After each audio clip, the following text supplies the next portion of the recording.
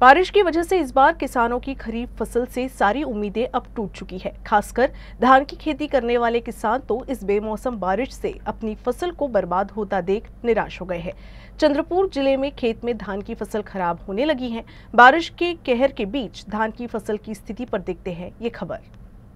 महाराष्ट्र सरकार ने किसानों की सहायता के लिए करोड़ों रुपए के आकर्षक आंकड़े तो पेश किए हैं, लेकिन सवाल ये है कि इस मदद से अन्नदाता की खाली हाथ में कितनी राशि आ पाएगी। अपनी पूरी जमा पूंजी खेत में लगाने वाले किसानों पर इस बार बारिश ने कहर बरपाया है। पहले बाढ़ ने फसल निगल ली, फिर अतिवृष्टि ने तैयार फसलों को जमीन पर गिरा दिया। इन सब संकटों से लड़कर किसान फिर खड़ा हुआ तो अब बेमौसम बारिश किसानों के लिए आफत बन गई। चंद्रपुर जिले में कई किसानों ने धान की कटाई कर ली थी, लेकिन कटी हुई पूरी फसल पानी में डूब गई।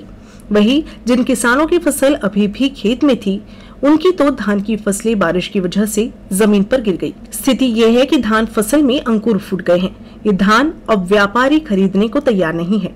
कर्ज और जमा पूंजी लगाकर खेती करने वाले किसानों का अपनी फसल की इस स्थिति को देखकर अब धैर्य टूट रहा है।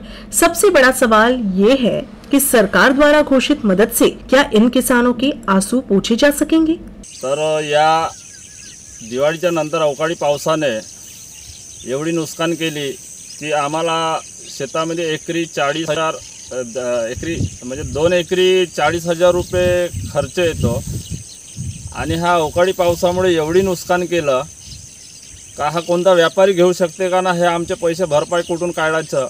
कोणी तहसीलदार येऊन पाहत नाही, कोणी पटवारी पाहत नाही, कृषी खातेवाले येऊन पाहत नाही, याचं सोल्युशन काढत नाही। तर आम्ही एवढं भरपाई नुकसान कुठून काढायचं?